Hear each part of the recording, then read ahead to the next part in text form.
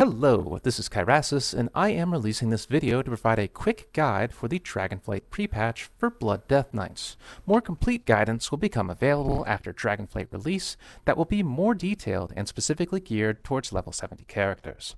That being said, the main points for this video are going over what is changing immediately with the pre-patch itself, reviewing baseline talent builds for the pre-patch along with some of the more meaningful decision points they provide, and providing a list of other adjustments you may want to make as a result of the pre-patch changes. So, let's get started.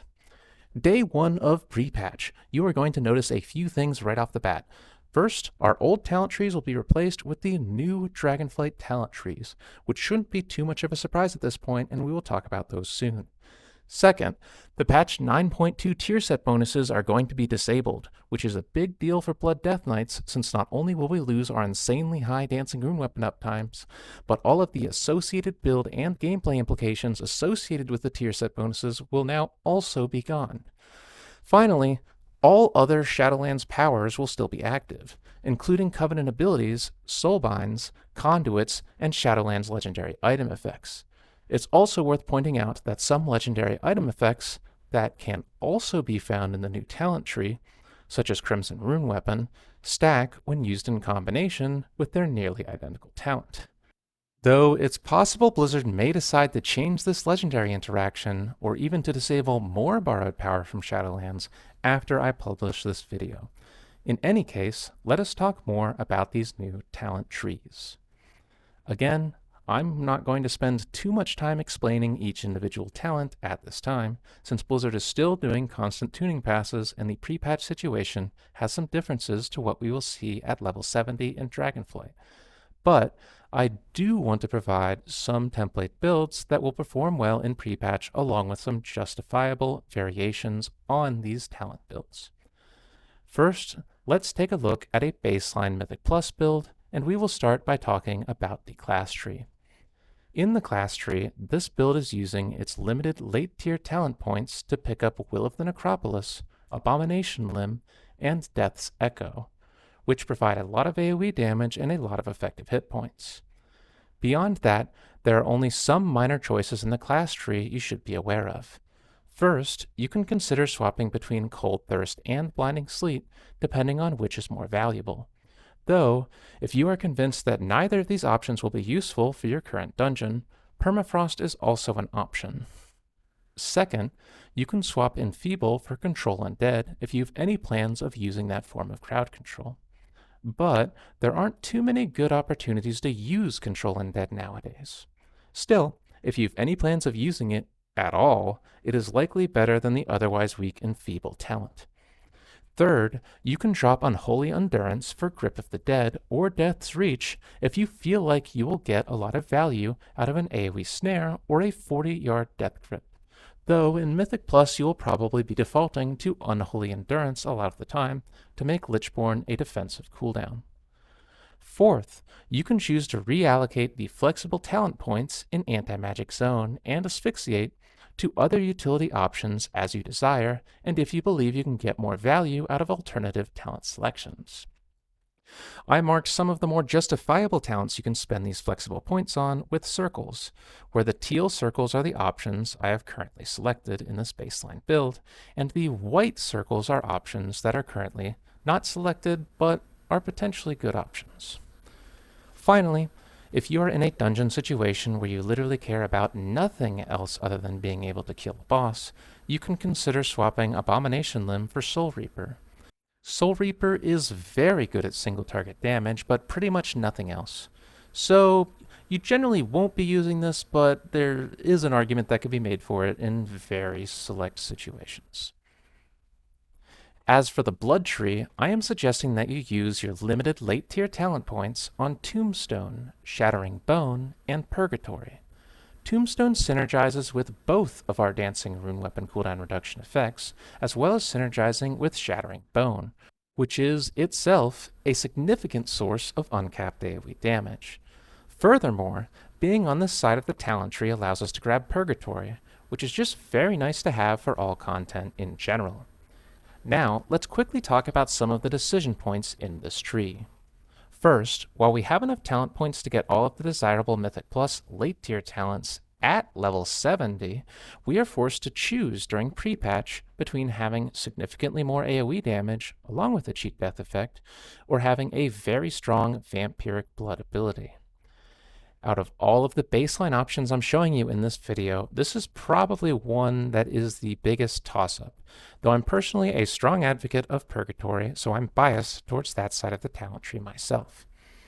The next decision point is between improved vampiric blood and improved Heartstrike. Now, if you've decided to take the late tier vampiric blood talents, this isn't much of a decision and you should just lock in on improved vampiric blood. But if we assume that we don't have the vampiric blood talents, our dancing rune weapon uptime should still be pretty decent with the extra cooldown reduction we have from 2 crimson rune weapon effects, and we still have the conduit that increases Heartstrike damage by around 30% during pre-patch. So we can make a decent argument for improved Heartstrike under these conditions. That being said, once we are level 70, this argument goes away in Mythic Plus since we will almost always be using Red Thirst. Our third choice for the blood tree is deciding where you want to put your one flexible talent point. Right now, I have it in Rune Tap, which is a very good effective health option. But in low enough keys where burst damage isn't an issue, you may get more out of Heartbreaker or Hemostasis. If you have Red Thirst, I'd argue Heartbreaker looks like the better option of these two, but without the Red Thirst synergy, I am more partial to Hemostasis after comparing the two talents in detail. And, while it might be a bit of a stretch in Mythic Plus, you could argue for Bloodworms if your group is being hard-walled by a dungeon boss that is killing the rest of your group and not you, such as in Upper Karazhan.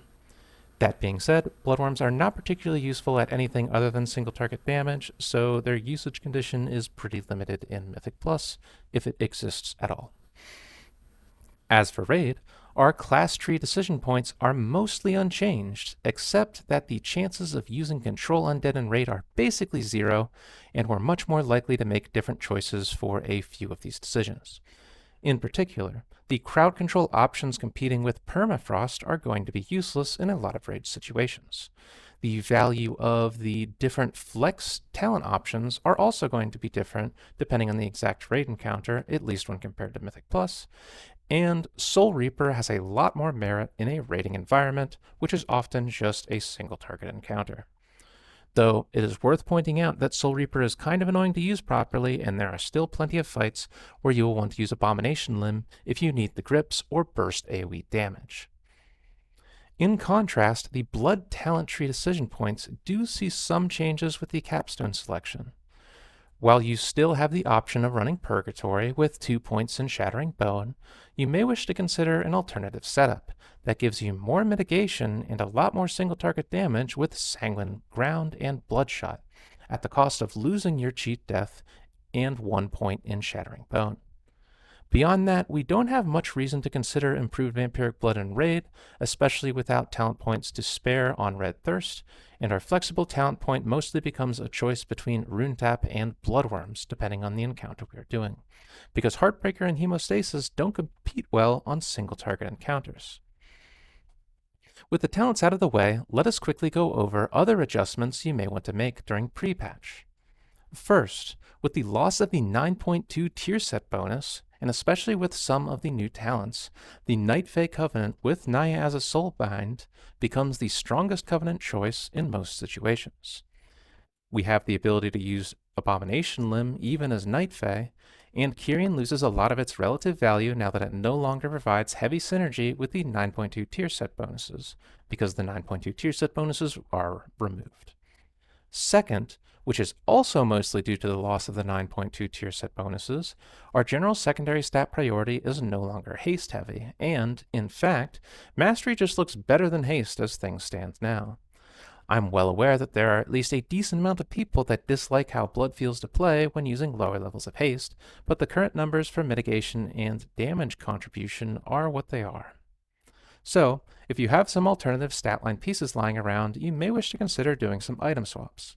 Additionally, this also means that haste trinkets will be reasonably weaker than they currently are compared to the other trinkets they were competing with in 9.2.